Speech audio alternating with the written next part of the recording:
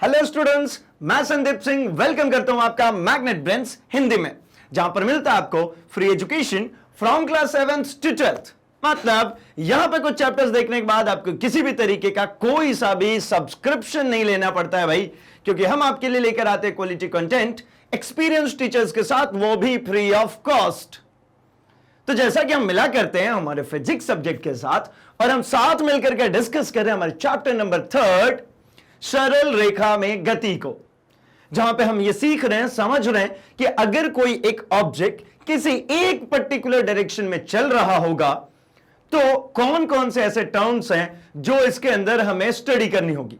तो हमने देखा कि अगर एक पर्टिकुलर डायरेक्शन में वो चल रहा है तो एक दूरी तय करेगा, और फिर हमने देखा कि उसके इनिशियल और फाइनल पोजीशन के बीच में जो सबसे छोटी डिस्टेंस होगी, जिसको हम कहेंगे डिस्प्लेसमेंट, विस्थापन। फिर हमें ध्यान आया कि भाई दूरी निकल गई, विस्थापन निकल गया, तो क्यों ना इन दोनों को समय से ट्रीट करें। तो समय के साथ में जब दोनों की तुलना करी तो मुझे दो नए रेट मिले, एक मिला चाल और एक मिला वेग। ध्यान में है आपके, चाल दूरी बटा समय और वेग विस्थापन बटा में समय। तो फिर हमने और थोड़ी बहुत डिस्कशन की और यह समझा कि तो क्या ऐसा होगा कि हर एक समय अंतराल में एक समान ही चाल होगी, या हर एक समय अंतराल में एक समान ही वेग हमको देखने को मिलेगा। तो हमने पाया कि नहीं, अलग अलग समय अंतराल में अलग अलग दूरियां तय हो सकती हैं, अलग अलग चाल आ सकता है, या फिर एक समान भी आ सकता है। और ऐसे ही हमने वेग में देखा कि अलग अलग समय अंतराल में अलग अलग हमको विस्थापन मिल सकता है, या फिर समान समय अंतराल में समान विस्थापन भी मिल सकता है। मतलब कुछ समझ में आ रहा है, या तो वो एक समान चाल या वेग होगा, या फिर वो असमान चाल या असमान वेग होगा। फिर समझ में आया एक समान है तो एक ही आंकड़े मिलेंगे, एक ही दर मिलेगा, लेकिन कोई ऐसी चीज हो जिसका रेट अलग अलग हो, दर अलग अलग हो, तो इन सभी दरों को एक साथ लेकर के हम निकाल लेते हैं औसत। जब बहुत सारी डेटा मिल जाती है तो हम उन सबका क्या करते हैं भाई, एवरेज कर लेते हैं। तो एवरेज करने के बाद हमें जो मिला वो मिला औसत वेग और औसत चाल। इसी के बारे में हमको स्टडी करनी है इस सेशन के अंदर, औसत चाल और औसत वेग। बहुत इंटरेस्टिंग सा है, बहुत मजेदार सा पोर्शन है आज, क्योंकि इसमें क्या क्या चीज आ रही है भाई, इसमें उन कैलकुलेशन के बारे में देखने जा रहे हैं जो वेरिएट कर रहे हैं। देखिए, जो कांस्टेंट होता है ना, उसके बारे में हमको स्टडी करना आसान हो जाता है, क्योंकि उसका एक ही नंबर आएगा। यहां औसत है, मतलब बहुत सारे डाटा आएंगे, उन सबको मिलाकर के एक बीच की वैल्यू निकाल के उस पर काम करेंगे। सिमिलरली बात आएगी किसमें, ताक्षणिक चाल और ताक्षणिक वेग। ठीक है, ताक्षणिक चाल और ताक्षणिक वेग क्या मतलब, क्या भाई, इंस्टेंटेनियस वेलोसिटी, इंस्टेंटेनियस स्पीड, एक बहुत ही छोटे समय अंतराल पे, एक बहुत ही छोटे से समय अंतराल पे जब मैं स्पीड कैलकुलेट कर रहूंगा, मैं वेलोसिटी कैलकुलेट कर रहूंगा। क्यों भाई, क्योंकि जितना छोटा समय अंतराल, यानी जितना छोटा चेंज होगा उतने एरर्स कम आएंगे। इसमें क्या हुआ था, मैंने कहा था ना, इसमें बहुत सारे चाल आएंगे, उन सबका मिला के औसत निकाल रहे हैं, तो ये एरर आ रहा है ना, इसमें त्रुटिपूर्ण होगा। उस त्रुटियों को खत्म करने के लिए, मतलब और ज्यादा प्रिसाइज, और ज्यादा एक्यूरेट वैल्यू को पता करने के लिए हम निकालते हैं ताक्षणिक। ताक्षणिक मतलब एकदम सबसे छोटे क्षण पे होने वाले परिवर्तन, किसमें, विस्थापन में या दूरी में। तो मतलब वहां से मुझे ताक्षणिक वेग या ताक्षणिक चाल मिल जाएगा। And at the final and हम इसके अंदर में पढ़ने वाले हैं त्वरण, एक्सीलरेशन। क्या होता है भाई एक्सीलरेशन, इसके बारे में आपने खूब सुना है।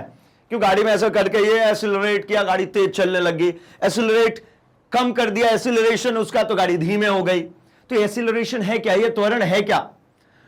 तो त्वरण क्या है भाई, वेग परिवर्तन की दर।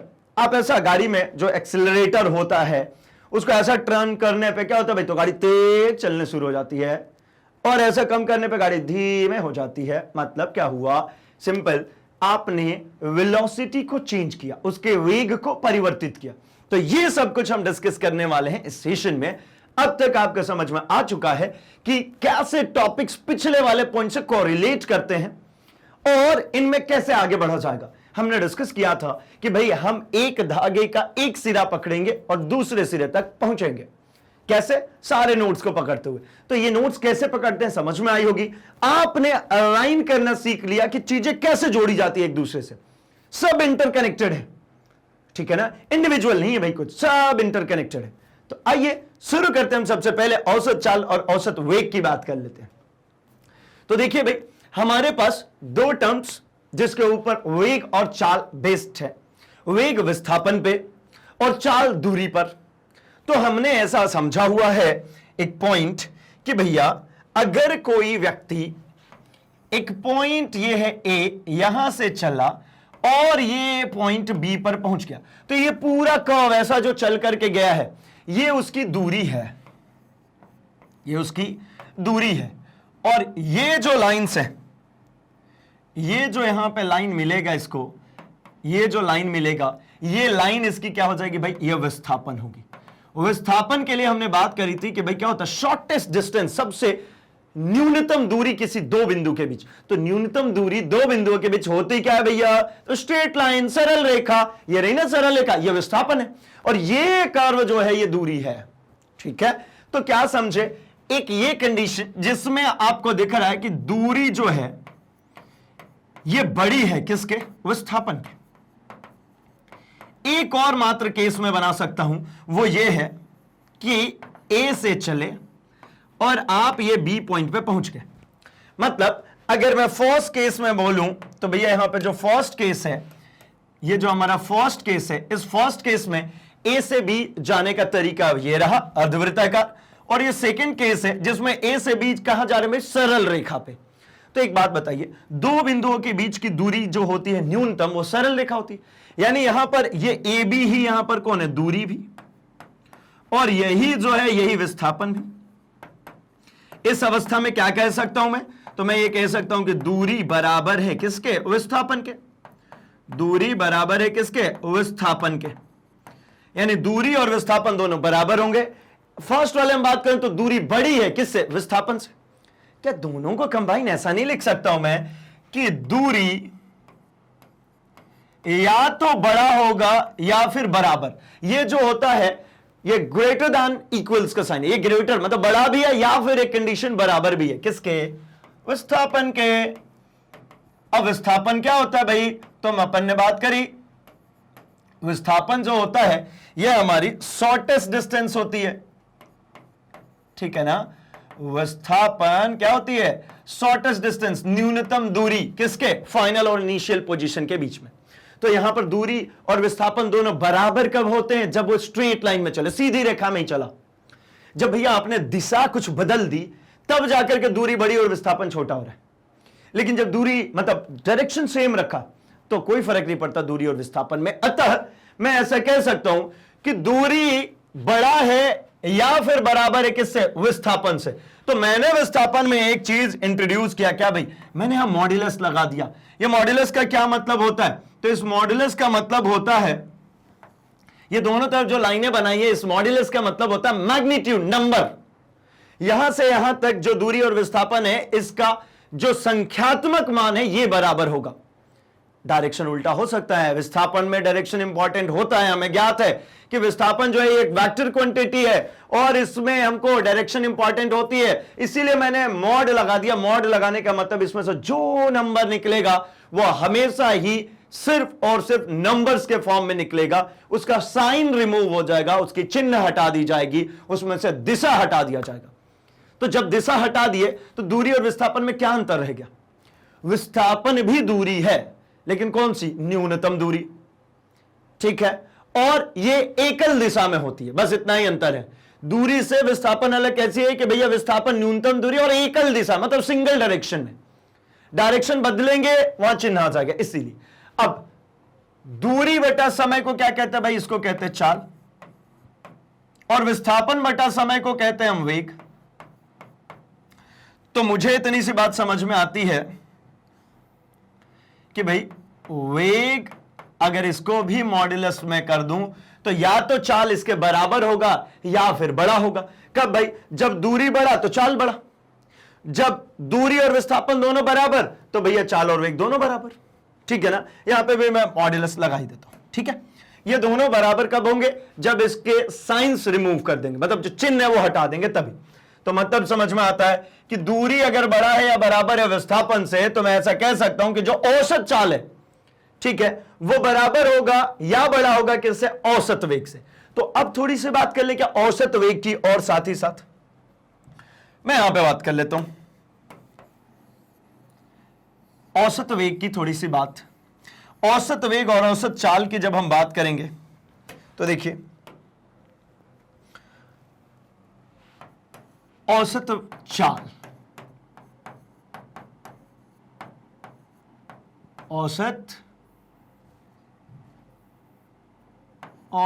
चाल है ना।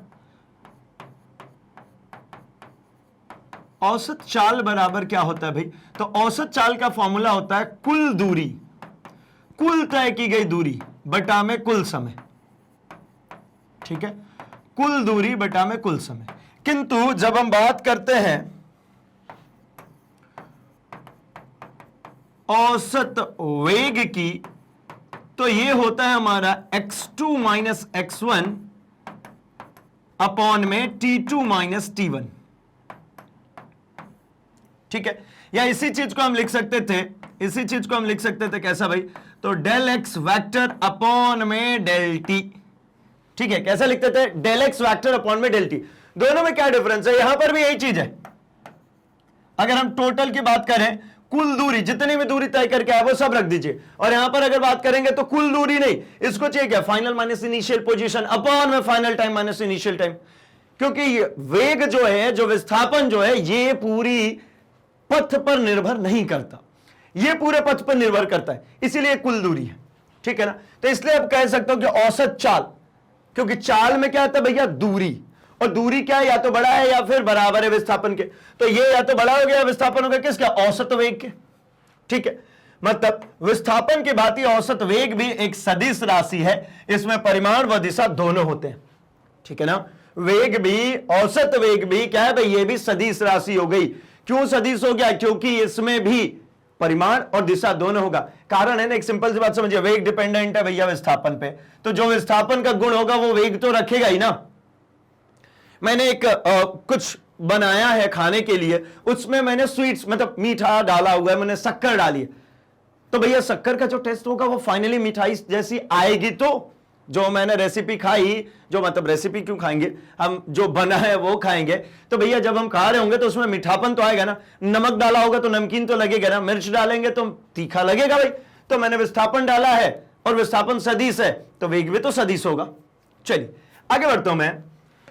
गतिशील कण के लिए औसत चाल कभी ऋणात्मक शून्य नहीं हो सकती जब तक कि L टेंडिंग्स टुवर्ड्स इनफाइनाइट ना हो, जबकि औसत वेग के लिए ऋणात्मक शून्य हो सकता है, अर्थात V एवरेज 0 या फिर 0 से छोटा या बराबर हो सकता है। मतलब समझेंगे, ये फिर से उसी विस्थापन का ही पूरा खेल है। विस्थापन कैसा हो सकता है भाई? मैं A से B गया तो इसको मैंने पॉजिटिव कहा, ये पॉइंट A है और ये पॉइंट B है। अगर मैं B से A आया तो इसको नेगेटिव ऑफ AB कहेंगे। ठीक है ना? जाना अगर यहां से यहां तक पॉजिटिव है तो वापस आना क्या लेते हैं? नेगेटिव। मतलब विस्थापन कितने तरीके का हो गया? या तो पॉजिटिव विस्थापन या नेगेटिव विस्थापन। एक और कंडीशन है विस्थापन में, वो ये कि वो यहीं से चलना शुरू किया और वापस यहीं आ गया। ए से चला वह ए पर ही वापस आ गया, तो इसमें विस्थापन कैसा आ गया? तो इसमें विस्थापन आपको दिख रहा है,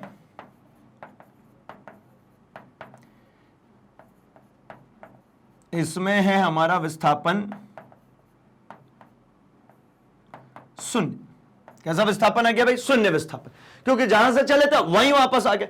फाइनल और इनिशियल दोनों पोजीशन सेम हो गई तो जीरो विस्थापन हो गया। तो इसीलिए इसमें कहते हैं गतिशील कण, मतलब कोई कण अगर गति कर रहा है तो चाल कभी नहीं, चाल जो होती है टोटल पाथ होता है। अगर इसमें भी चाल की बात करेंगे ना तो यहां विस्थापन 0 है।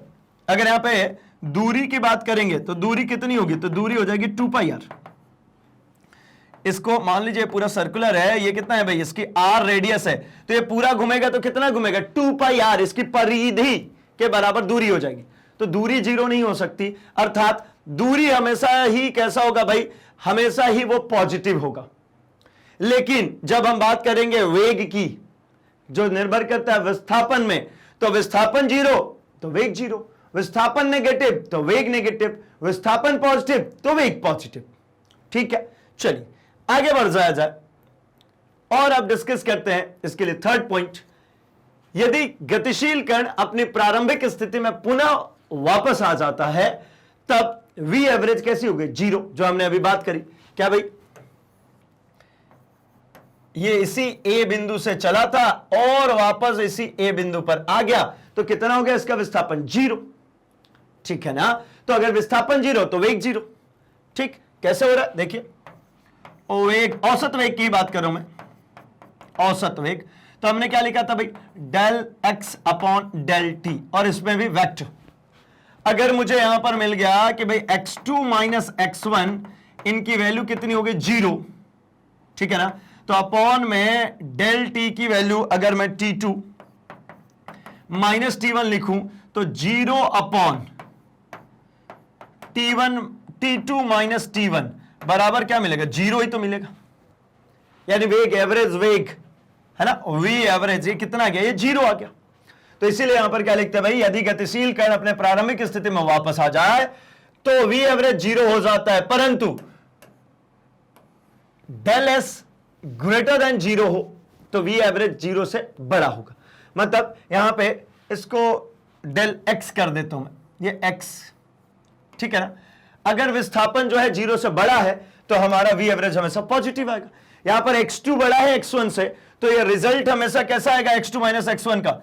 अगर मैं ऐसा कहता हूं x2 is greater than x1, then del x हमेशा ही पॉजिटिव होगा। कैसे होगा भैया पॉजिटिव? तो x2 बड़ा है x1 से, तो हमेशा ही x2 माइनस x1 जो आएगा वो पॉजिटिव आ रहा है। ऐसा समझ लीजिए, ऐसा समझते हैं। x2 की वैल्यू मान लीजिए भैया 5 और x1 की वैल्यू है 3। बड़ा है ना x2, ये कंडीशन हो रहा है ना, तो कीजिए ना 5 माइनस 3 2, पॉजिटिव ही तो आएगा। बहुत आसान है भाई, बहुत ही आसान है। ठीक, आइए आगे थोड़ी सी और बात करें। किसी दिए गए समय अंतराल में औसत वेग का केवल एक ही मान होता है, जबकि औसत चाल के अनेक मान हो सकते हैं जो तय किए गए पथ पर निर्भर करते हैं। ये देखिए ना, ये जितने भी पॉइंट्स की मैं डिस्कशन कर रहा हूं, ये सभी पॉइंट्स दूरी और विस्थापन के जो डिफरेंस हमने देखे थे उन्हीं के आधार पर चल रहा है। जो जो गुण दूरी ने रखा था वो सब औसत चाल रखेगा, जो जो गुण विस्थापन ने रखा था वो सब औसत वेग रखेगा। हमने समझा था कि दूरी टोटल पथ पर निर्भर करता है, कुल चले गए पथ पर निर्भर करता है दूरी, तो औसत चाल भी निर्भर करेगा कुल पथ पर। लेकिन वेग को सिर्फ फाइनल और इनिशियल से मतलब है, तो वेग जो है ये निर्भर नहीं करेगा पूरे पथ पर, ये सिर्फ एक मान पर निर्भर करेगा। मतलब v एवरेज की अगर मैं बात कर लूं तो ये सिर्फ और सिर्फ किस पर निर्भर कर रहा है? x2 minus x1 upon t2 minus t1। ये x2 माइनस x1 क्या है? सिर्फ एक पॉइंट है। x2 एक पॉइंट है, x1 एक पॉइंट है, सिर्फ इसी पर निर्भर कर रहा है। लेकिन जब औसत चाल की बात करेंगे हम, तो देखिए मैं एक पॉइंट बनाता हूं, सी, ये है मेरा x1, ये पहुंच गए a पर, ये पहुंच गए b पर, ये पहुंच गए मैं c पर, यहां से मैं आ गया x2 पर। तो औसत वेग के लिए क्या किया? x2 minus x1 upon t2 minus t1। ये यहां से, ये फाइनल पॉइंट है, ये इनिशियल। ये जो दिख रहा है यहां पर, ये कौन सा है भाई? ये प्रारंभिक, और ये कौन सी बिंदु है भाई? अंतिम। लेकिन औसत चाल क्या होगा? तो औसत चाल में कुल दूरी, कुल दूरी मतलब क्या? x a b c x2, x1 a b c x2 upon में वही t2 माइनस t1, जितना टाइम लगा था। लेकिन ये कुल दूरी है ना, ये टोटल पथ, ये किसमें होता है भाई? ये दोनों चीजों के लिए बात कर ले तो ये एवरेज में आपने क्या देखा? किसमें? v एवरेज में सिर्फ एक सिंगल पॉइंट। और आप औसत चाल की बात कर रहे हैं तो ये पूरा फॉर्म और अगर एक्सपेंड करूं तो ये x1 a है प्लस a b है प्लस b c है प्लस c x2 है अपॉन में t2 माइनस t1 है। यानी सबको जोड़ना पड़ा, तो यानी कई सारे मानों पर निर्भर कर रहे हैं। और सारा टाइम t2 माइनस t1 जो कर रहे हैं ना, इसके लिए भी अगर मैं लिखना चाहूं तो इन सभी दूरियों को चलने में, मान लीजिए x1 यहां से यहां तक चलने में उसको t1 सेकेंड लगा था, ये t2 लगा था, ये t3 लगा था, ये t4 लगा था। तो ये पूरा फॉर्म कैसा बन जाएगा? t1 plus t2 plus t3 plus t4, ये पूरा जोड़ना पड़ेगा। यानी क्या होता है भाई? तो ये होता है हमारा कुल दूरी बटा कुल समय, कुल दूरी बटा में कुल समय। सिंपल। आइए आगे बढ़ जाएं। जब विस्थापन का परिमाण कुल पथ की लंबाई के बराबर होगा तो वस्तु के औसत वेग का परिमाण उसके औसत चाल के बराबर होगा। यह वही वाली बात होगी जब स्ट्रेट लाइन में चलेगा, है ना, जब यहां ए से चले हैं, ये बी पर पहुंचे हैं, तो इस समय वेग, औसत वेग और औसत चाल दोनों का मान कैसा हो जाएगा? बराबर। इस समय पे औसत वेग बराबर औसत चाल, क्योंकि अगर ध्यानपूर्वक देखें औसत वेग के लिए लिखेंगे, मान लीजिए t सेकंड में पूरा होता है, तो वेग कितना होगा भाई? औसत वेग वही A B, final minus initial करेंगे तो ए बी आएगी ना डिस्टेंस, अपॉन में टी, और ये औसत चाल करेंगे तो भी क्या आएगी? ए बी अपॉन में टी। ठीक है, ये दोनों का क्या भाई? तो इसका जो परिमाण है वो बराबर होगा, इसलिए इधर मॉड्यूलस डाल दिया, क्योंकि ए बी जो मैग्नीट्यूड आएगा सिर्फ वही बराबर होगा, इसलिए उधर मॉड्यूलस डाल दिया। ठीक है ना। चलिए आगे बढ़ते हैं हम। अब जरा डिस्कस कर लिया जाए एक एग्जांपल की, जहां से आपको यह समझ में आ जाए कि औसत वेग और औसत चाल में अंतर है क्या, जो इतने देर से जो डिफरेंसेस पढ़ते आ रहे हैं उनमें क्या मेनली डिफरेंस आ रहा है। तो एक क्वेश्चन है हमारे पास, यहां पे कह रहा है कोई कार एक सरल रेखा, मान लीजिए यहां पे एक नंबर लाइन दी हुई है जिसपे इसको दिखाया गया है ओपी रेखा में, है ना, क्या है भाई? तो सरल रेखा क्या? अनुदिश गतिमान है। कार ओ से चलकर 18 सेकंड में पी तक पहुंच गई। ध्यान से देखेंगे, ये ओ से चली है कार और ये पी तक आई है। इतना दूर आने में 360 मीटर, ये सब कुछ किस में दिया हुआ है? मीटर में। 18 सेकंड लिए, 18 सेकंड में पहुंच गए। फिर 6 सेकंड में स्थिति क्यू पर वापस आ जाती। फिर यहां से ये कार है वो मुड़ गई और 6 सेकंड में आ गई कहां पे? ये आ गई क्यू पर। ठीक, 6 सेकंड आने में लिया। ओके, कार के औसत वेग और औसत चाल की गणना कीजिए जब ए कार ओ से पी तक जाती है और जब वह ओ से पी तक जाकर पुनः क्यू पर वापस आ जाती है। एक एक करके करते हैं। सबसे पहले ए, इसमें सबसे पहले हम बात करते हैं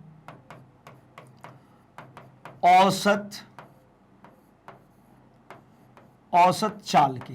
किसकी बात कर ले भाई? औसत चाल की बात करते हैं। तो औसत चाल बराबर हमको पता है क्या होता है? कुल दूरी बटा कुल समय। तो कुल दूरी कितनी होगी भाई? लिख देता हूं मैं, कुल दूरी बटा में कुल समय।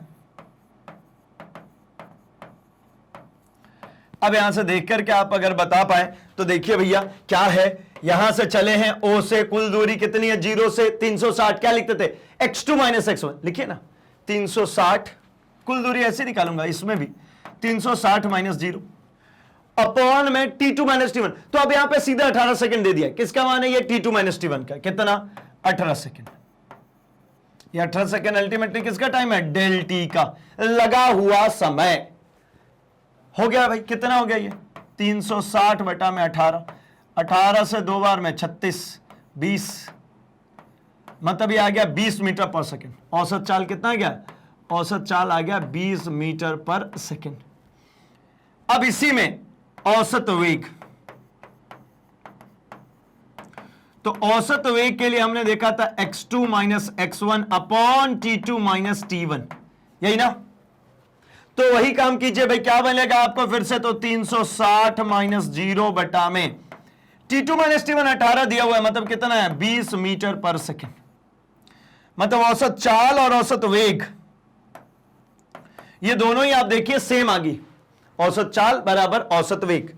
फर्स्ट केस में आपको देखने को मिल गया कि औसत चाल बराबर है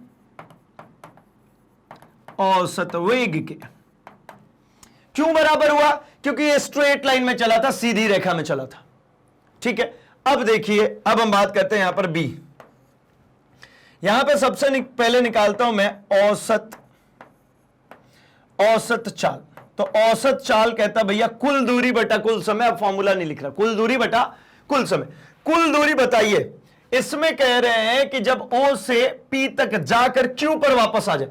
मतलब अभी मेरी कार यहां से चलनी शुरू हुई थी, ये गई, यहां से मुड़ करके वापस यहां आ चुके, तो हमने कुल दूरी कितनी तय करी? तो यहां से पी तक गए थे और पी से क्यू, ठीक है ना, OP प्लस PQ, ये पूरी दूरी है।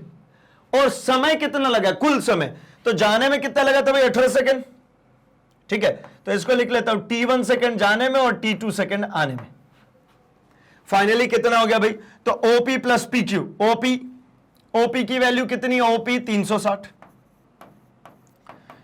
PQ कितना होगा 360 और 240, 240 से 360 के बीच में कितने होगा भाई, तो 360 में से 240 को माइनस कर दीजिए, ठीक है ना, 120। ये आई थिंक समझ में आएगा। ये जो दूरी है इतनी सी जो मैं मार्क कर रहा हूं, ये कितना भाई, 340 से 240 से 360, 240 100, 340 और 20 और मतलब 120 अपॉन में T1 प्लस T2 कुल समय 18 प्लस 6 कितना हो गया भाई, 24। इसको जोड़िए, 480 मेरे हिसाब से, तो है ना, 12 36, 12 से 4 बार में करेंगे, ये हो जाएगा 480 अपॉन में कितना आ गया, ये 24, 24 से करिए 2 बार में ये कैंसिल हो जाएगा, कितना बन जाएगा, तो 24 से 2 बार में 48, ठीक है, मतलब ये 20, यानी ये भी कितना है, 20 मीटर प्रति सेकेंड, ठीक है। किंतु अब हम बात कर लेते हैं यहीं पे औसत वेग की। तो औसत वेग ने क्या कहा था भाई, फाइनल माइनस इनिशियल, तो फाइनल पॉइंट कौन है, ये Q, और इनिशियल पॉइंट कौन है, ये O। तो Q से O की बीच की दूरी मतलब क्या, QO, यही है ना final minus initial, QO upon समय कितना लगा, ठीक है ना, QO और समय कितना लगा, तो कुल समय भाई, कुल समय तो वही है T1 प्लस T2। अब QO की अगर मैं बात करूं, Q से O तक, तो यहां से देखिए ना कितना है, 240 है ना, 240 माइनस 0, अगर मैं वो x2 माइनस x1 लिखूं तो x2 है 240 और ये x1 है 0, तो 240 माइनस 0 कितना, 240 इटसेल्फ, तो मैंने लिख दिया ये कितना, 240 बटा में, टोटल टाइम बताइए भी, तो 18 प्लस 6, तो 240 बटा में 24 कैंसिल हो जाएगा, कितना है 10 मीटर प्रति सेकंड। देखिए डिफरेंस आ गया, यहां 20 मीटर प्रति सेकंड था, क्या औसत वेग भी और औसत चाल भी, कारण क्योंकि भैया वो स्ट्रेट लाइन में सीधे तो गया था, जब सरल रेखा में ही जाएगा तो दूरी और विस्थापन दोनों सेम है, किंतु जब वो यहां से चल के Q पर आ गया तब देखिए दूरी हो चुकी है 480, लेकिन विस्थापन फाइनल माइनस इनिशियल वो 240 है मात्र, ठीक है ना, ये फाइनल माइनस इनिशियल, ये जो विस्थापन है ये कम है, इसलिए 240 है, मतलब ये 10 मीटर पर सेकंड, लेकिन अगर इसकी बात करते तो 20 मीटर पर सेकंड। अब आपको समझ में आ गया होगा कि क्या डिफरेंस आता है, जब सरल रेखा में गए तो कोई फर्क नहीं पड़ा, लेकिन जैसे ही हम वापस आ गए तो हमको फर्क पड़ गया। क्या फर्क पड़ गया, तो भैया ये कम हो गया ना। तो एक और बात समझ में आ रही है क्या, कि औसत वेग चाल से कभी बड़ी नहीं हो सकती, बराबर होने की संभावना थी, ये देखिए ये बराबर है, यहां पे औसत चाल और औसत वेग एक दूसरे के बराबर हैं, लेकिन यहां पर क्या समझ में आ रहा है, ये औसत वेग जो है छोटा है किससे, औसत चाल से, मतलब औसत चाल हमेशा जो होगा वो क्या हो जाएगा, बड़ा होगा या फिर बराबर होगा, ठीक है भाई। तो यहां तक अब देखिए आपको समझ में आ गया कि या तो औसत चाल बराबर होगा, ये हो गया बराबर, या फिर औसत चाल बड़ा होगा, ठीक है, किससे, वेग से।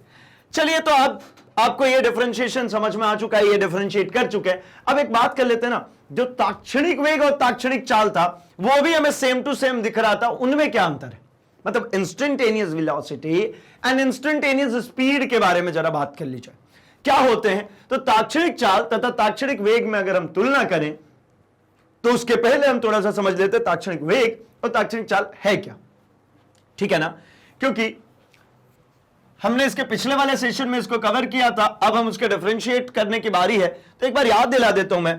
ताक्षणिक वेग या ताक्षणिक चाल की अगर हम बात करते हैं तो हम लिखते हैं इसको लिमिट, ठीक है, t टेंडिंग्स टूवर्ड्स, t की वैल्यू किसकी तरफ, 0 को अप्रोच कर रही है, x2 minus x1 upon t2 minus t1। इसी चीज को कैसे लिखते थे भाई, तो इसको लिखते थे, देखिए, limit del t tendings towards 0 del x upon del T, del x upon del t, और इसी वैल्यू को हम लिखते थे कुछ यूं dx अपॉन dt, ये भी रेट ऑफ चेंज है, डिफरेंशिएशन, इसको भी हमने अलग से सीखा हुआ है। dx अपॉन dt क्या है भाई? ये डिफरेंशिएशन है, ये भी रेट है, ये भी रेट है, सेम चीज है ये, ठीक है। ऑपरेट करने का तरीका अलग होता है। हम जब क्वेश्चंस में आएंगे तो इसको ऑपरेट करना और सीखेंगे। हमने बेसिक कॉन्सेप्ट्स ऑफ मैथमेटिक्स वाले सेशन में इसको देखा भी हुआ, फिर भी घबराने की कोई बात नहीं है, हम दोबारा से इसको देख लेंगे,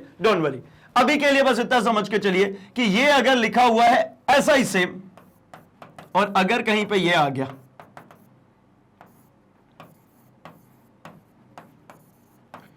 समझ तो गए ही होंगे क्या भाई? अगर हम वेक्टर फॉर्म में जब बात करना शुरू कर चुके हैं तो ये विस्थापन हो चुका है, और यही x क्या है भाई? यहां पर दूरी है क्योंकि वेक्टर फॉर्म में नहीं है। तो ये ताक्षणिक क्या है भाई? चाल। ये ताक्षणिक क्या है? वेग। ताक्षणिक का मतलब क्या है? तो ये है ताक्षणिक का मतलब, ये जो लिखा हुआ है limit del t tendings towards zero, ये है ताक्षणिक। टेंडिंग टुवर्ड्स जीरो का मतलब होता है वो न्यूनतम टाइम की वैल्यू जो आप मेजर कर सकते हैं। क्या न्यूनतम मेजर कर सकते हैं भाई? तो मैं तो कहता हूं जीरो के करीब जो न्यूनतम हो। क्या आप 0.00001 सेकंड मेजर कर सकते हैं? यह आपका न्यूनतम। आप 0.001 मेजर कर सकते हैं, यह आपका न्यूनतम है। 0.01 मेजर कर सकते हैं, यह आपका न्यूनतम है, या 0.1 मेजर कर सकते हैं, यह भी आपका न्यूनतम है। डिपेंड करता है आप कितना ज्यादा शुद्ध मान निकाल सकते हैं। ऐसा कर क्यों रहे थे भाई? तो हमें पता था कि अगर कोई चल रहा है तो परिस्थितियां बहुत तेजी से बदलती हैं। कैसे बदलती हैं? वो गाड़ी, मान लीजिए आप गाड़ी चला रहे हैं भाई, तुरंत ब्रेकर आएगा, हो सकता है गड्ढा आ जाए, हो सकता है स्मूथ रोड आ जाए, आप तेज चलने लगे तो आपकी जो स्पीड है वो वेरिएट हो रही है। अगर मुझे कुछ गणना करनी हो, कुछ कैलकुलेशंस करने हो तो बड़ा टफ हो जाएगा। टोटल अगर मैं एक्सपेरिमेंट लूं तो जैसे मान लीजिए आप 10 मिनट गाड़ी चला करके एक मार्केट से दूसरे मार्केट तक जाते हैं, तो भाई रास्ते में ब्रेकर आएगा, टर्निंग्स आएगी, जाम भी आ सकता है, स्मूथ रोड भी मिल सकता है, बहुत सारे पैरामीटर्स हैं जिनको मुझे ऑब्जर्व करना होगा, तब मैं निकाल सकता हूं आपका औसत चाल। लेकिन अगर मैंने कहा कि मुझे इतनी दूर की चाहिए नहीं, मुझे तो भैया कोई भी एक जगह ऐसे 2 पॉइंट बना दिया ए बी, बोले आप कितनी भी दूर जाओ, इधर से ऐसे होते हुए आ रहे हो, मुझे फर्क नहीं पड़ता, इधर भी ऐसे जाओ। मुझे फर्क पड़ता है कि ये जो 2 पॉइंट मैंने, 2 जो खंबे बनाए ए बी, इतनी दूरी को आपने कितने समय में तय किया।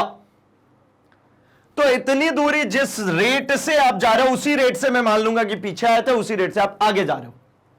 तो इसी चीज के लिए निकालना होता मुझे क्या? इंस्टेंटेनियस, एक छोटे से क्षण में आपकी वेलोसिटी कितनी, आपकी वेग कितना है। ठीक, चलिए अब आई होप कि आपको ये इंस्टेंटेनियस वर्ड समझ में आ चुका है। अब हम चर्चा कर लेते हैं हमारे इस फॉर्मेट की, जिसके अंदर हम डिस्कस करेंगे दोनों में डिफरेंस क्या। आखिर ये 2 रिलेशनशिप लिखे, देखने में आपको सेम लग रहा है, अंतर क्या है? तो अंतर है एक विस्थापन पे बेस्ड है और एक दूरी पर बेस्ड है। ताक्षणिक वेग का परिमाण और ताक्षणिक चाल के परिमाण के बराबर होता है। ये दोनों का अगर मैग्नीट्यूड की बात करेंगे तो सेम हो जाए। दोनों में अंतर क्या? देखिए ना, सिर्फ डायरेक्शन। अगर इस वजह से डायरेक्शन हटा दूं, ये एरो ऊपर वाला हटा दूं, तो ये सेम नहीं दिखेगा क्या? दिखेगा क्या? हो भी जाएगा, परिमाण सेम होता है।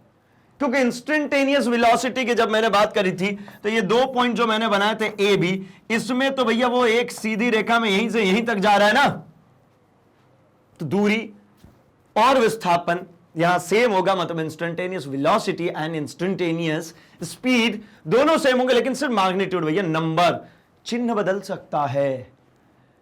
जब कोई कण नियत वेग से गतिशील होता है तब कण का औसत वेग तथा ताक्षणिक वेग सदैव समान होता है। अगर कोई कांस्टेंट रेट से चल रहा है ना, कोई पार्टिकल है वो कांस्टेंट रेट से चल रहा है, वो बदल ही नहीं रहा भाई, जितना इस ए बी पर है उतना ही इधर आगे जाकर के भी है, सीधी सिंगल डायरेक्शन में, ये ऐसा टेढ़ा मेढ़ा नहीं भाई, सीधी डायरेक्शन में सीधे सीधे।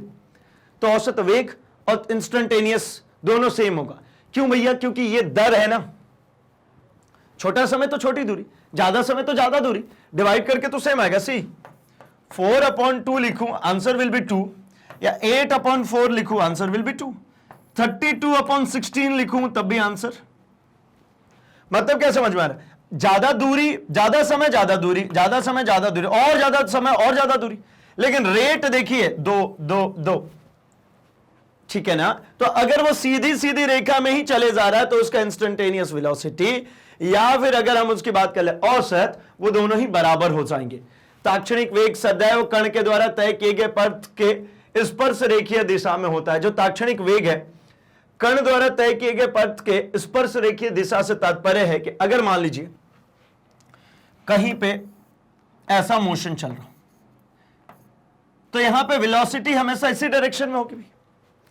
जब किसी सर्कुलर मोशन की बात करते हैं वृत्तीय गति की, तो यहां पर देखिए हमेशा इसका जो टेंजेंट है, जो स्पर्श रेखा है, इसी दिशा में वेग हो रहा है। ये वेग है, ये वेग है, ये वेग है। तो ताक्षणिक वेग भी सदैव कैसा होगा, इंस्टेंटेनियस वेग जो होगा ये भी कैसा होगा, हमेशा इसके टेंजेंट स्पर्श रेखीय दिशा में। और स्ट्रेट लाइन के लिए तो स्पर्श रेखीय होगी नहीं भाई, वही रेखा होगा जिस लाइन में चल रहा। ऐसा संभव है कि किसी कण की ताक्षणिक चाल नियत हो, परंतु ताक्षणिक वेग परिवर्तन हो सकता है। आप कहेंगे भैया कैसे, ताक्षणिक चाल नियत है, वेग परिवर्तन। ये देखिए यहां पे सिर्फ और सिर्फ क्या हो रहा है, सिर्फ और सिर्फ दिशा बदल रही है, परिमाण समान हो सकता है ना, ठीक है। वृत्तीय गति कोई कर रहा है तो उसका भैया हो सकता है सेम टाइम इंटरवल में सेम दूरी तय कर रहा हो, लेकिन दिशा हर क्षण बदल रही है इसलिए वेग बदल रहा है। दिशा हर क्षण बदल रही है इसलिए यहां पर क्या है, इंस्टेंटेनियस वेलोसिटी चेंज हो रही है, लेकिन चाल को कोई फर्क नहीं पड़ता ना दिशा से।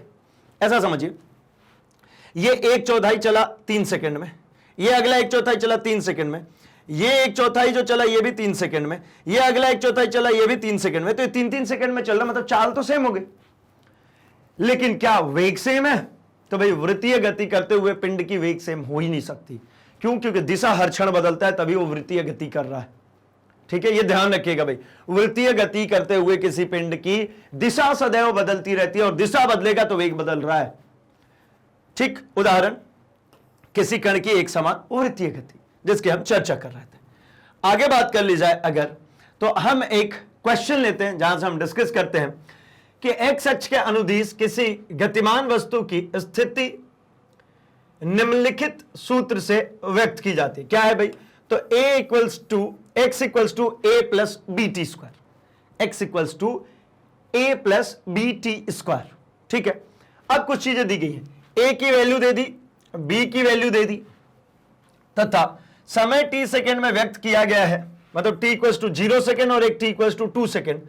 इन क्षणों पर वस्तु का वेग क्या होगा? अगला एक है t2 सेकेंड तथा t4 सेकेंड के मध्य समय अंतराल में वस्तु का औसत वेग क्या होगा? तो देखिए हमको यहां पर क्या दिया गया भाई, x दिया गया, मतलब ये क्या है, विस्थापन दी गई है। क्या दी गई है? विस्थापन। कितना? x, मान a plus B T square. क्या है भाई ये? a plus B T square. अब होता कैसे है, तो हमको निकालना हो अगर वेग, तो वेग होता है भाई, अभी हमने बात करी थी डेल एक्स, ऐसा मैं कंप्लीटली लिख लूं। अगर मैं औसत वेग की बात करूं तो भाई क्या होता है, limit del t tendings towards 0 x2 minus x1 upon t2 minus t1, और इसी बात को हमने लिखा था dx अपॉन dt।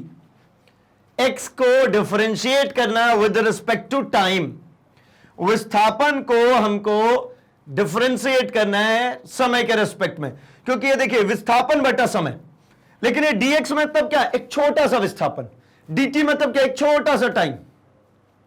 तो क्या करूं मैं, तो देखिए लिखते हैं dx upon dt is equals to, ये पूरा टर्म कौन सा, d a plus B T square upon में dt। ठीक है, डिफरेंशिएशन कैसे करना मैं सिखा रहा हूं, don't worry. dx upon dt, ठीक है, इस dx अपॉन dt को क्या लिख सकता हूं भाई, इसको लिख सकता हूं मैं वेग। देखिए dx अपॉन dt क्या होता है, वेग होता है, मतलब ये विस्थापन को समय से विभाजित करेंगे तो क्या आएगा, वेलोसिटी। अब इसको बांटिए तो ये da upon dt plus dbt square upon में dt।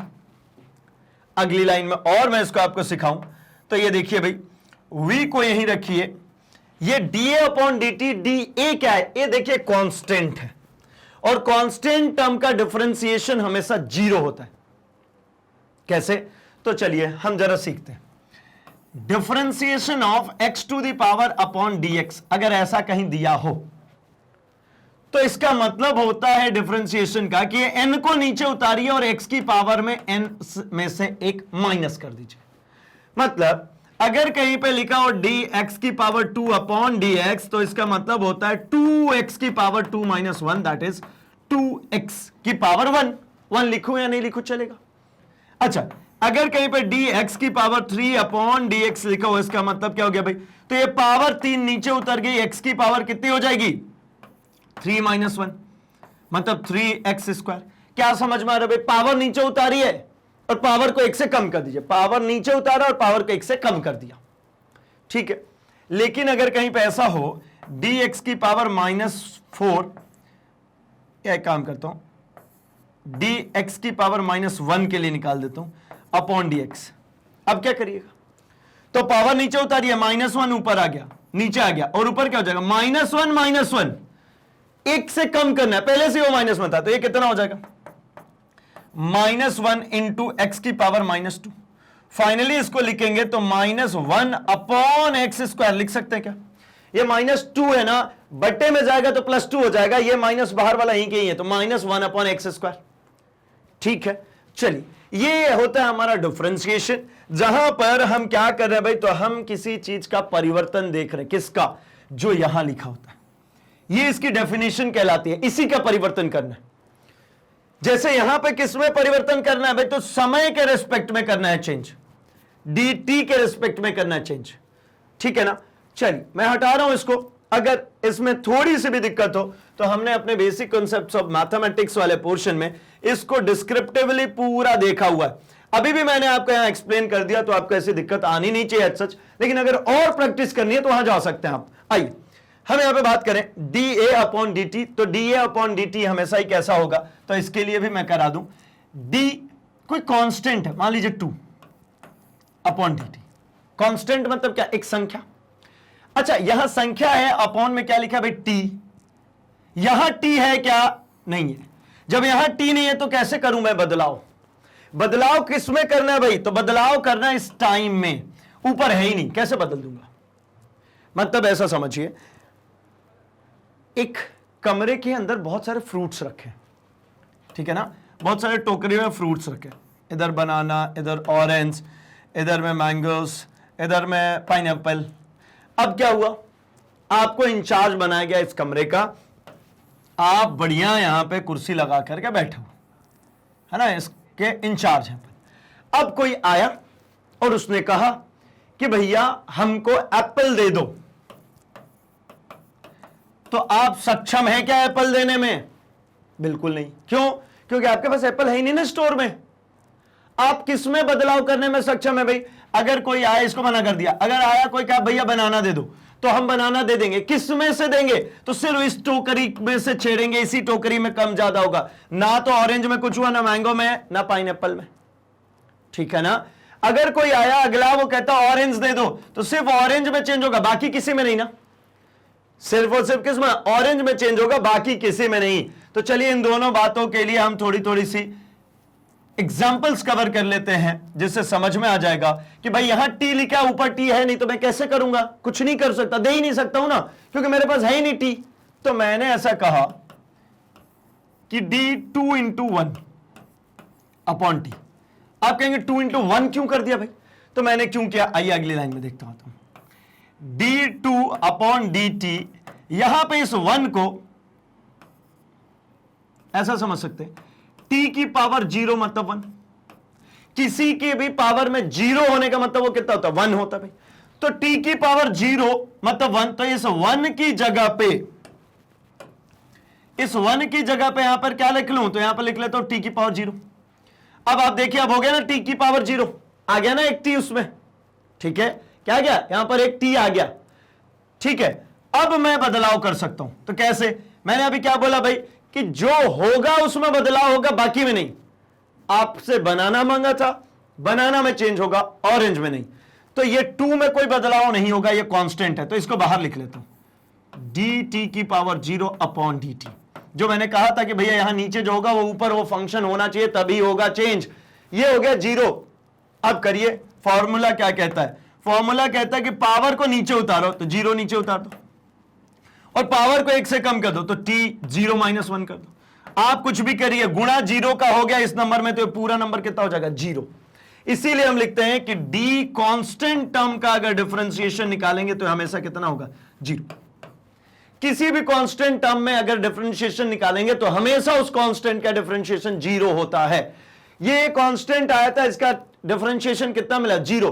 कारण समझ में आ गया होगा कि भाई उस संख्या को लिखेंगे, उस संख्या के बदले जो यहां दिखेगा, अगर यहां dx दिखता तो x की पावर 0 लिखता, इस 1 के बदले अगर यहां dx होता तो x की पावर 0 लिखता, यहां dy होता तो यहां y की पावर 0 लिखता।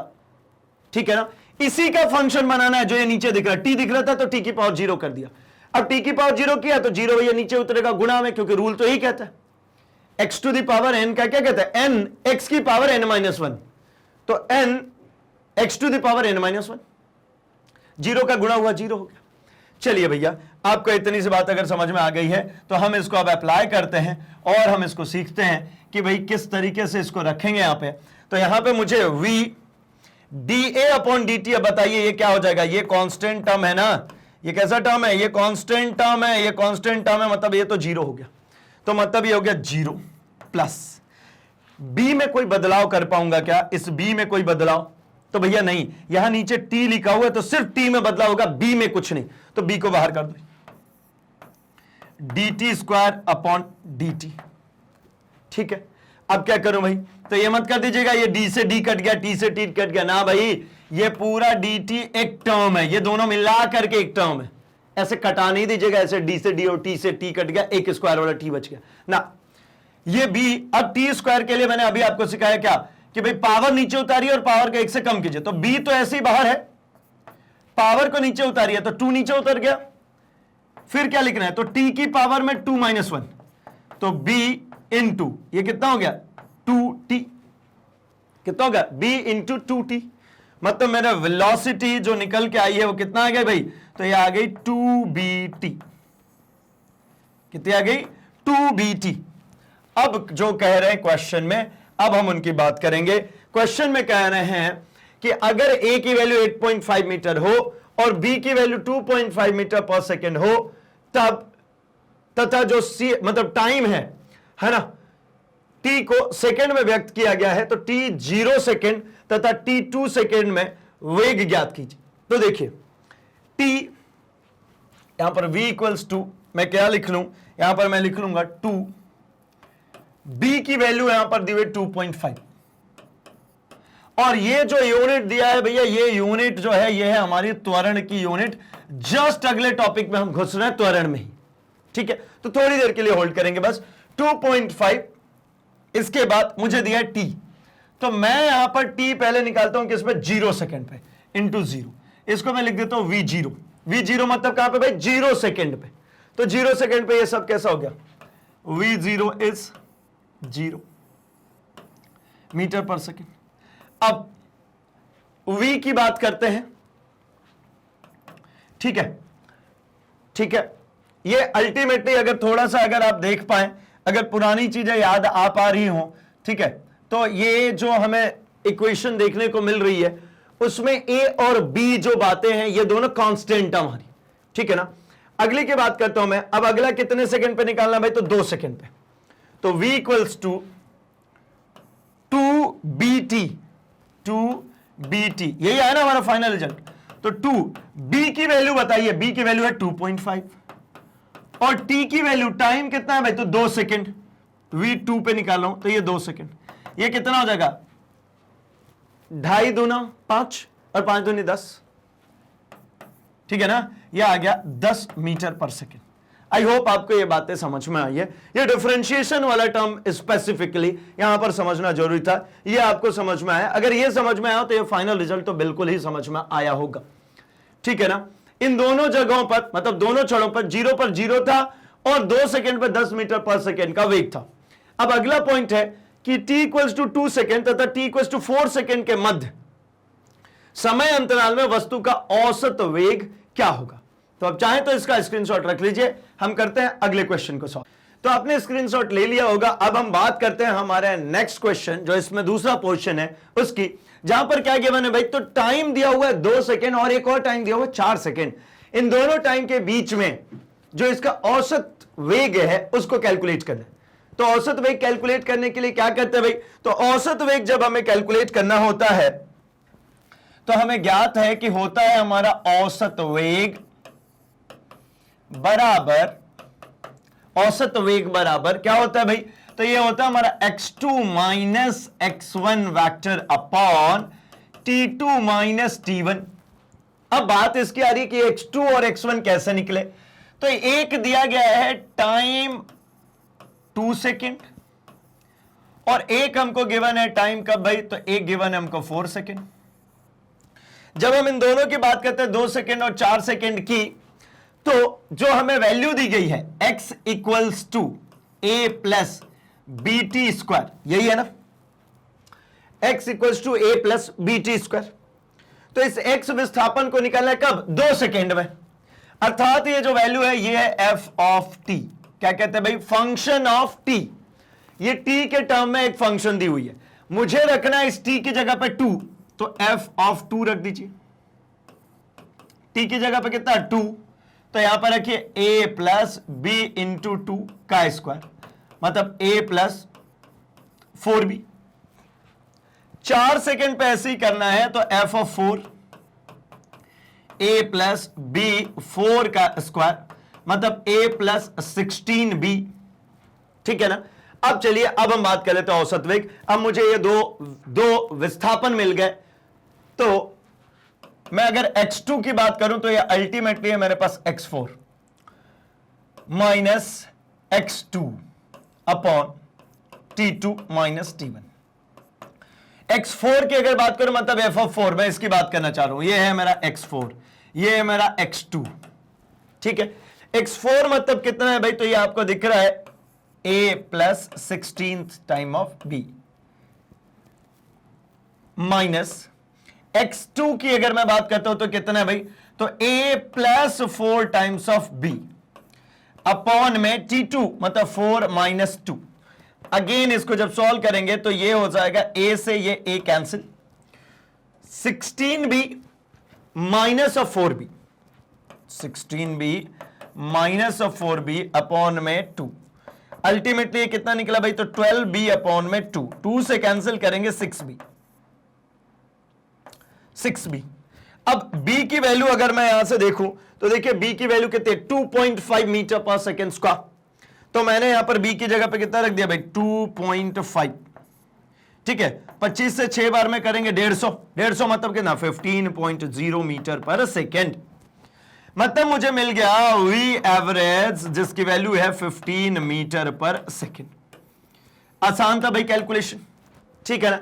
यहां पर हमको एक वैल्यू ना देकर के हमारे पास एक पूरी इक्वेशन दी हुई थी, अन्यथा हमारे पास जो चीजें मिलती हैं वो कैसी मिलती है भाई, सिर्फ एक नंबर कि भाई उसकी पोजीशन 16 सेंटीमीटर है या 16 मीटर है और उसका इनिशियल पोजीशन 12 मीटर है, ठीक है, और 2 सेकंड में उसने दूरी तय करी। तो ऐसा नहीं दिया है। अब हमारे पास इक्वेशन आते हैं, जब इक्वेशन आते हैं तो उनको इस प्रकार से सॉल्व किया जाता है, ठीक है। चलिए बात कर लेते हैं हम थोड़ा सा आगे।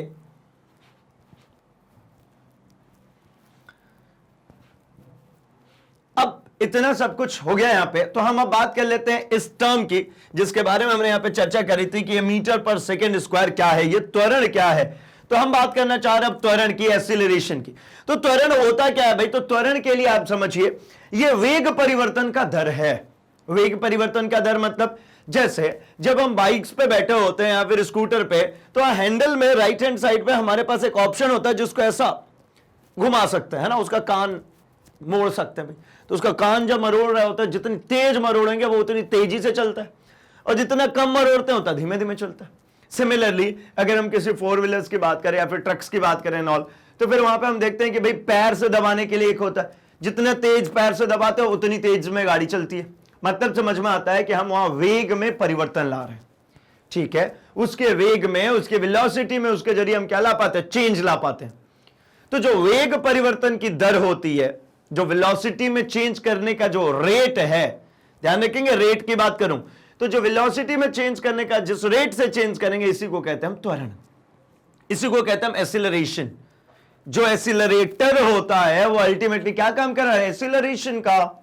त्वरण का, वेग में परिवर्तन का, वो धीमे से तेज हो सकता है, तेज से उसको धीमे कर सकता है। मतलब क्या है भाई?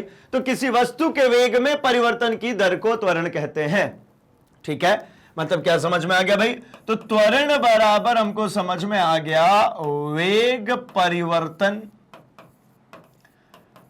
बटा में समय।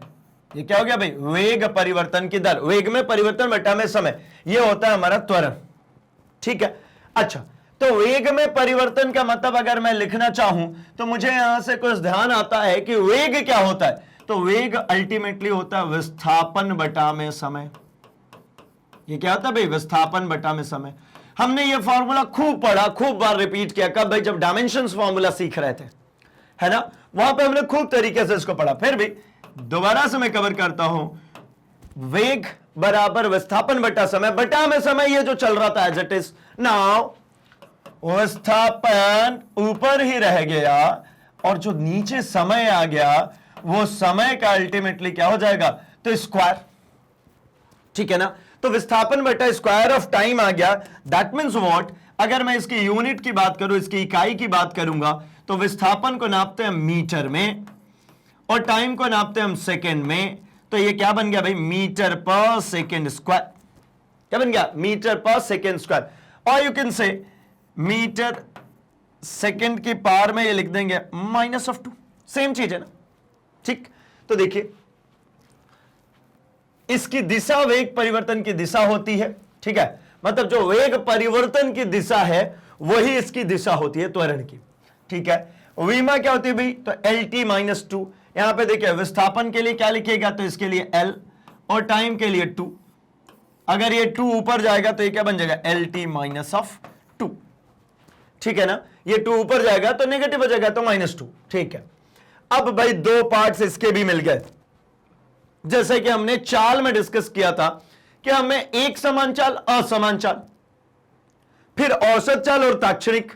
तो वैसे यहां पर मुझे मिल गया एक समान त्वरण और असमान त्वरण। ये जब दर है और एक समान ये रेट है, इसका मतलब क्या होगा? तो समान समय अंतराल में समान वेग परिवर्तन हो रहा हो, समान समय अंतराल में समान वेग परिवर्तन हो रहा हो, तो इसी को कहते हैं हम क्या? एक समान त्वरण।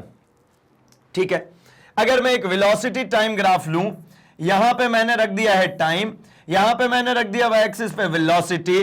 अगर इस संदर्भ में एक ये लाइंस आ रही है बिल्कुल स्ट्रेट इस तरीके से, तो आप यहां से महसूस कर पा रहे होंगे कि मैं अगर यहां पे 2 पॉइंट्स मार्क कर दूं, ये पॉइंट है मेरा T2, ये पॉइंट है मेरा T1, इस जगह पे ये है मेरा V1 और ये है मेरा V2।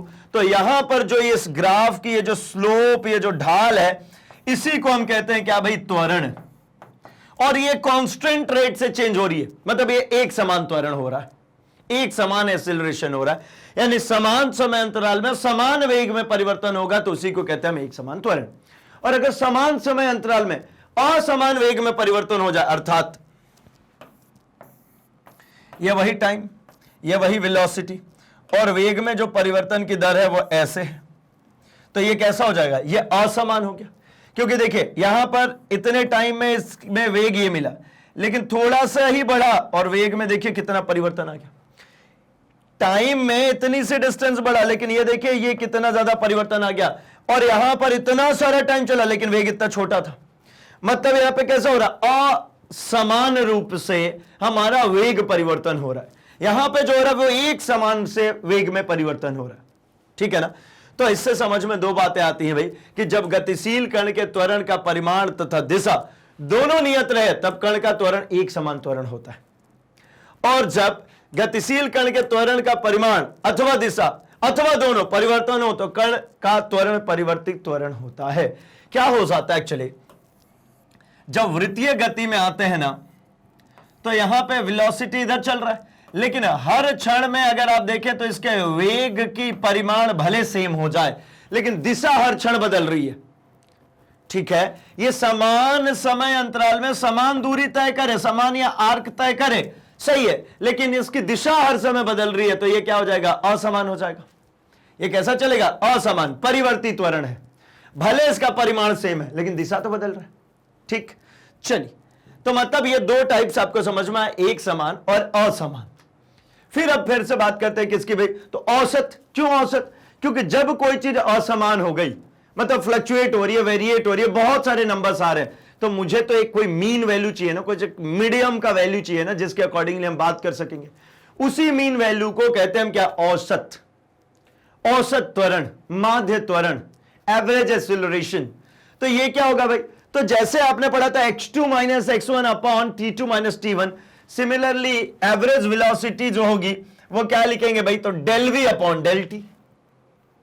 डेल v का मतलब क्या, डेल का मतलब, इसका मतलब क्या बताता है, इसका मतलब होता है छोटा सा चेंज।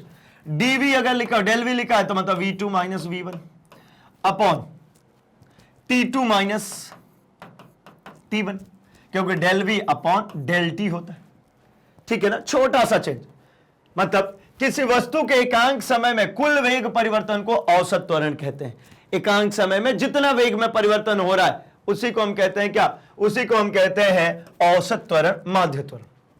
अब बात करते हैं हम ताक्षणिक की, इंस्टेंटेनियस एक्सीलरेशन की। किसी निश्चित समय या क्षण पर वस्तु के त्वरण को ताक्षणिक त्वरण कहते हैं। ताक्षणिक, इंस्टेंटेनियस की मैं बार बार रिपीट कर रहा हूं कि भैया ये क्या है, ये मिनिमम टाइम इंटरवल पे है, बिल्कुल छोटे से समय अंतराल पे। तो छोटा सा समय अंतराल अगर यहां पे कर दूं, इसी फॉर्मूले को मैं यहां पे आऊंगा, पहले आप इसको देखिए, v एवरेज जो दिख रही है del v upon del T, इसी चीज को मैं अगर ऐसा लिखना शुरू कर दूं कि limit del t tendings towards zero del v upon del t. इसका मतलब क्या है भाई, limit del t tendings towards zero का मतलब हम हमेशा समझाते आ रहे हैं आपको कि ये जो है t, इसका मान जीरो की तरफ जा रहा है। ये टाइम की वैल्यू जितना छोटा से छोटा रखेंगे, हमें जो ताक्षणिक एक्सीलरेशन मिलेगा वो मुझे उतना ही ज्यादा परिशुद्ध वैल्यू मिलेगी। तो इसको और क्या लिख सकते हैं भाई, तो इसी चीज को लिखा जा सकता है, ये पूरी वैल्यू को ए वेक्टर, ये भी वेक्टर क्वांटिटी होगी ना भाई, इसमें तो सोचने की बात नहीं है, क्योंकि वेलोसिटी आई है तो वेलोसिटी वेक्टर है। वेलोसिटी में कौन है, तो विस्थापन, वो भी वेक्टर था, तो ये भी वेक्टर होगा। हमने कहा था ना भाई, चीनी डालेंगे तो हमको खाने में वो मीठा ही लगेगा। तो ए वेक्टर मतलब limit t del t tendings towards zero del v upon del t. Further we can return as this one dv upon dt। भाई ये डिफरेंशियल फॉर्म में, अवकलन के फॉर्म में, एक सैंपल के फॉर्म में लिख सकते हैं ना, dv अपॉन dt, ठीक है। इसी limit del t tendings towards zero del v upon del t को ही ये डिफरेंशियल टर्म कहता है, dv अपॉन dt। अब dv अपॉन dt अगर किया है तो मुझे एक और बात याद आती है कि ये v क्या होता है। तो चूंकि यहां पे जो v है ना, वो होता है भाई x अपॉन टी, विस्थापन बटा में समय, वेग बराबर विस्थापन बटा में समय। तो क्या मैं यहां पर v की जगह पे ऐसा लिख सकता हूं क्या भाई, तो dx upon dt whole upon ये dt जो चल रहा था ये चल ही रहा, ये dx अपॉन dt किसके लिए आया, इस v के लिए। ये जो v होता है अल्टीमेटली क्या होता है भाई, तो dx अपॉन dt होता है, ठीक है ना।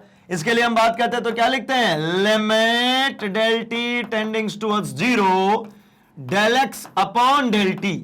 मैं इसी वैल्यू को यहां v को लिख दिया dx अपॉन dt, तो ये फाइनली क्या बन जाता है, ये हो जाता है d2x अपॉन dt स्क्वायर। इसको सेकेंड ऑर्डर डिफरेंशिएशन कहते हैं। दो बार डिफरेंशिएशन अगर हमने कर दिया कि यहीं पे दूरी का, तो मुझे जो मिलेगा वो क्या मिलेगा, वो मिलेगा मुझे एक्सीलरेशन, ठीक है। आइए जरा हम बात करते हैं कैसे।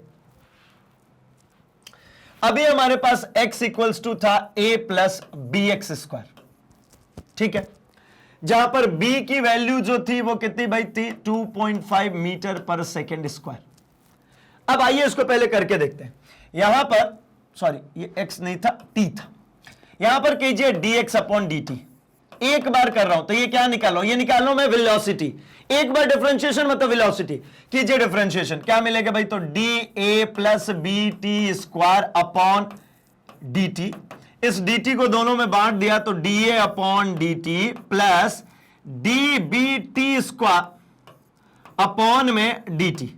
नाउ ये कांस्टेंट टर्म का मैंने अभी सिखाया, कितना हो जाता है, 0।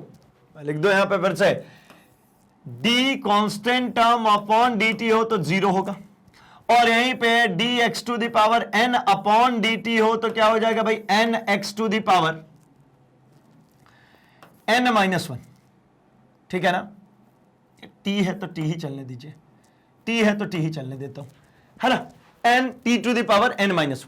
तो यहां पर मुझे क्या देखने को मिल रहा है भाई, प्लस ये कांस्टेंट टर्म बाहर हो जाता है, अंदर क्या बचता है, तो अंदर बचता है dt स्क्वायर अपॉन dt। ना ये 0 तो खत्म, b t स्क्वायर का करेंगे तो क्या बचेगा भाई, तो प्लस सॉरी b मल्टीप्लाई में 2, क्या कह रहे भाई, n t to the power n-1। n की जगह पे कितना है, 2 है, तो 2 इंटू t की पावर 2-1, अर्थात b into 2t। b into क्या मिला, 2t, मतलब 2bt कह लू। ये मुझे मिला क्या, वेलोसिटी। अब मैंने कहा कि भाई अगर आप करते हैं dv अपॉन dt तो ये एक्सीलरेशन कहलाएगा। dv अपॉन dt कहते तो क्या कराएगा, एक्सीलरेशन। तो चलिए ना एक बार और करके देख लिया जाए इसको। तो ये क्या है भाई, तो देखिए v की जगह पे 2bt है, तो d 2bt अपॉन dt।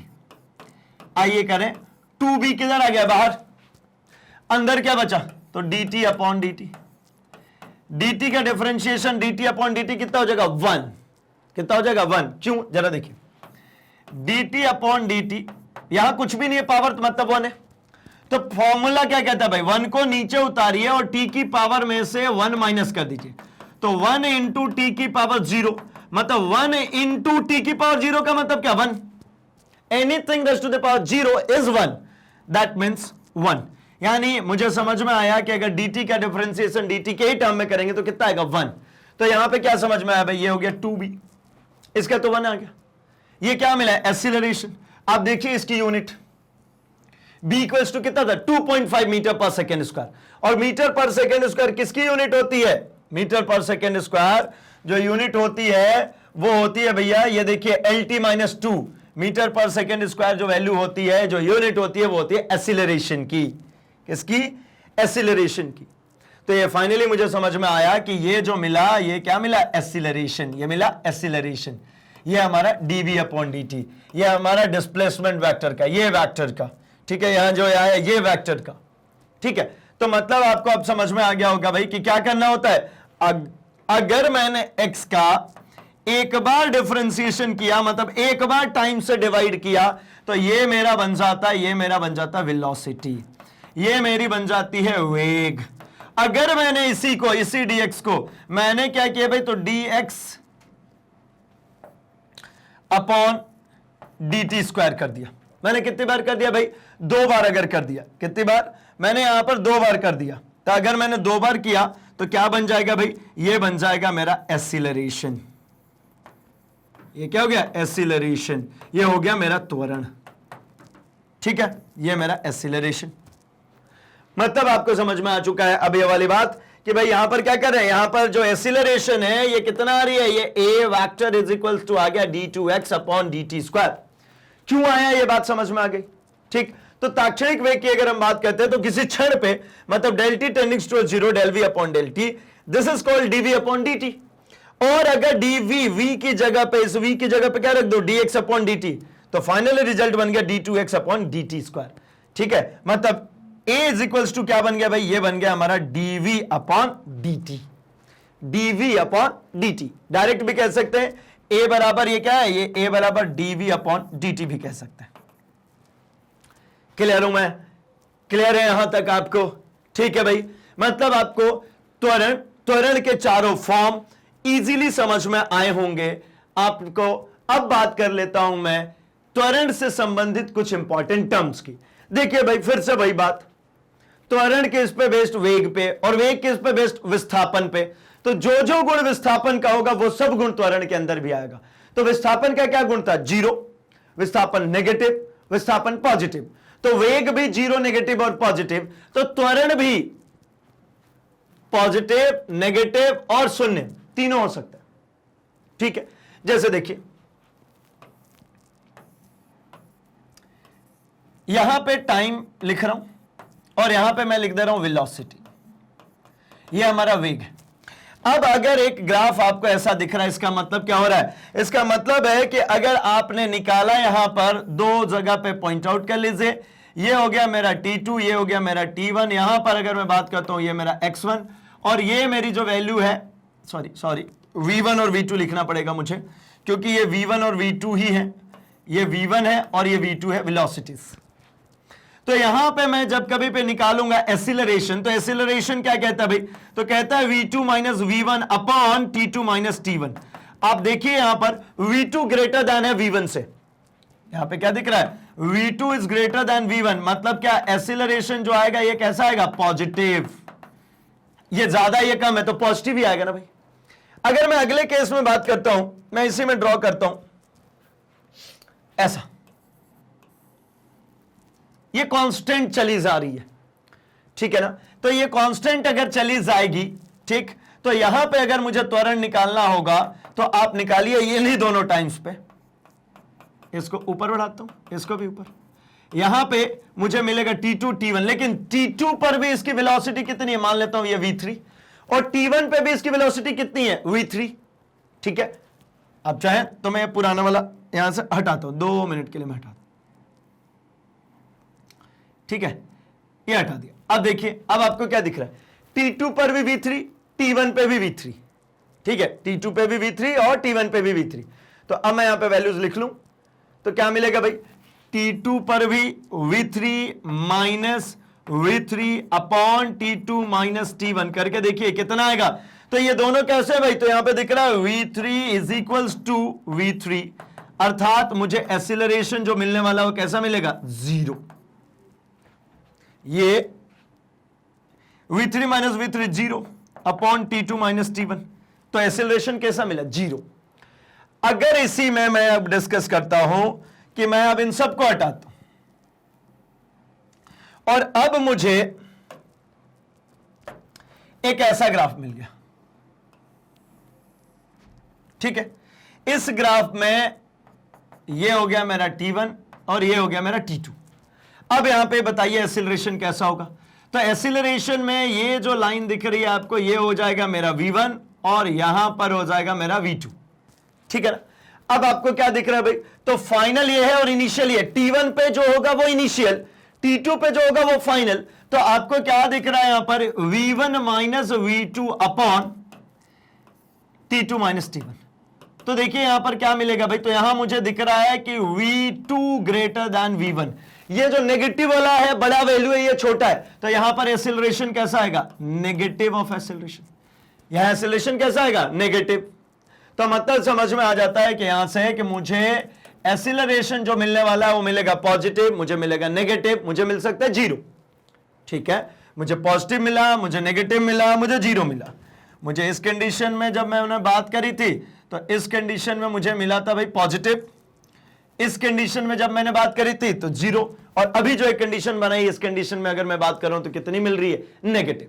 मतलब समझ में आ जाता है यहां से कि धनात्मक त्वरण मतलब वेग समय के साथ बढ़ रहा हो तो वेग नियत हो, ऐसा। तो ये पॉजिटिव। वेग समय के साथ कम हो रहा हो तो ऋणात्मक त्वरण, मंदन कहते हैं भाई। ये नीचे की तरफ जो आ रहा है इसको ही मंदन कहते हैं। इसको क्या कहते हैं? ये जो दिख रहा है ना, इसको कहते हैं मंदन, इसको कहते हैं रिटार्डेशन। इसको एक्सीलरेशन नहीं कहते, इसको क्या कहते हैं? रिटार्डेशन, मंदन, स्लो डाउन होने जा रही। कब होता है? जब एक चीज, कोई वस्तु पहले से ही गति में और आपने ब्रेक अप्लाई किया तो अब मंदन की तरफ जा रही है, वो धीरे होगी, वो रुकेगी। और अगर आपने उसकी वेलोसिटी को बढ़ाना शुरू किया, तेज करते जा रहे, तो वो तेज होती जाएगी, यानी पॉजिटिव होगी, ठीक है।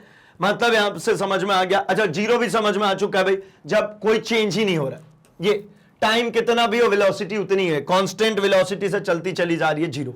गतिशील कण है ना, गतिशील कण के ताक्षणिक वेग की दिशा त्वरण की दिशा में कोई संबंध नहीं होता। गतिशील कण का और ताक्षणिक वेग की जो दिशा है इससे कोई संबंध नहीं होता। ताक्षणिक वेग देखिए भैया बहुत छोटे ड्यूरेशन के लिए, एक शॉर्ट ऑफ टाइम के लिए है। उस समय किस डायरेक्शन में है उससे जरूरी नहीं है कि टोटल उसी डायरेक्शन में चलेगा।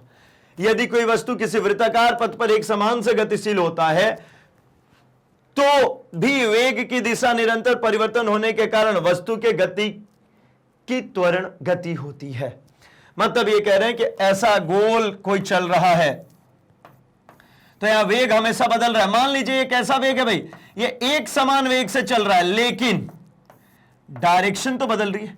डायरेक्शन बदल रही है मतलब यहां पर भी त्वरण कैसा होगा, परिवर्ती होगा, चेंज होता रहेगा त्वरण। अब तो समझ ही लीजिए ना, जब भी सर्कुलर मोशन होगा, जब वृत्ताकार पथ पे चला जाएगा तो हमेशा वहां पे वेलोसिटी चेंज हो रही है क्योंकि दिशा बदली है। परिमाण समान हो सकता है, ठीक है भाई। तो इतना सब कुछ जो हमने टारगेट बनाई थी इस सेशन के शुरू में, उन सबको हमने सीख लिया है। हमने इसके अंदर में उदाहरण भी किए जिसके जरिए हमने यह समझा कि इनको अप्लाई कैसे करेंगे, ठीक है। तो बाकी कोर्स कंटेंट के लिए क्या करते हैं आप अपने सर्च बॉक्स में लिखते हैं magnetbrains.com। कुछ इस तरीके से आपके सामने पेज ओपन होता है जहां पर आप अपने टॉप कोर्सेज को एक्सप्लोर कर सकते हैं भाई। जैसे आप सीबीएसई इंग्लिश मीडियम से हो, सीबीएसई हिंदी मीडियम से हो या फिर किसी भी स्टेट बोर्ड से हो, ठीक है। NTSC, olympiad, CUET, spoken English, IIT, JEE, NEET, CIIB, JIIB, आप जिस किसी भी सेगमेंट की प्रिपरेशन कर रहे हैं, आप अपने को टैप कीजिए, यहां पर आपके कोर्स कंटेंट्स ओपन हो जाते हैं। अपने क्लास पे जाइए, जैसे ही क्लिक करते हैं क्लास पे आपके सब्जेक्ट्स ओपन हो जाते हैं।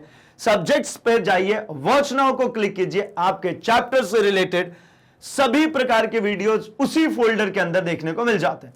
मतलब एक चैप्टर से जुड़ी हुई उसके कॉन्सेप्ट वीडियोस, उसके one shot revision videos, MCQs, NCERT solution, previous year questions, most important questions, ये सब कुछ एक ही फोल्डर के अंदर देखने को मिल जाता है। भटकने की बिल्कुल भी जरूरत नहीं है, सब कुछ सिस्टमैटिक सिंक्रोनाइज ऑर्डर में यहां अवेलेबल है क्योंकि यही है India's number 1 100% free educational channel, ठीक है भाई।